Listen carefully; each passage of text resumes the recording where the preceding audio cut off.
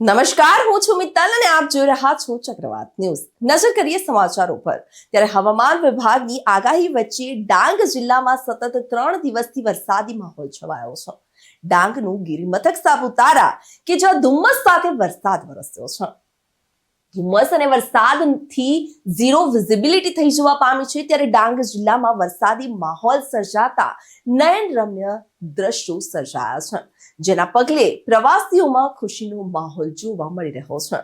ગિરિમથક સાપુતારામાં ધોધમાર વરસાદ બાદ વાદળો જમીન પર ઉતરી આવતા મનમોહક નજારા જોવા મળ્યા હતા।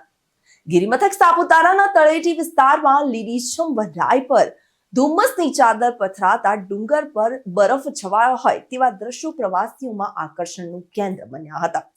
વરસાદના વિરામ બાદ ગિરિકંદરામાં ધુમ્મસને પગલે ગિરિમથક સાપુતારાના સૌંદર્યમાં 4 ચાંદ લાગી ગયા છે। ત્યારે અહીં લોકો ટ્રેકિંગ કરવાનો આનંદ પણ માણી રહ્યા છે। આ સાથે ચોમાસામાં વરસાદ પડતા જ કુદરતી સૌંદર્ય 16 કળાએ ખીલી ઉઠ્યું છે।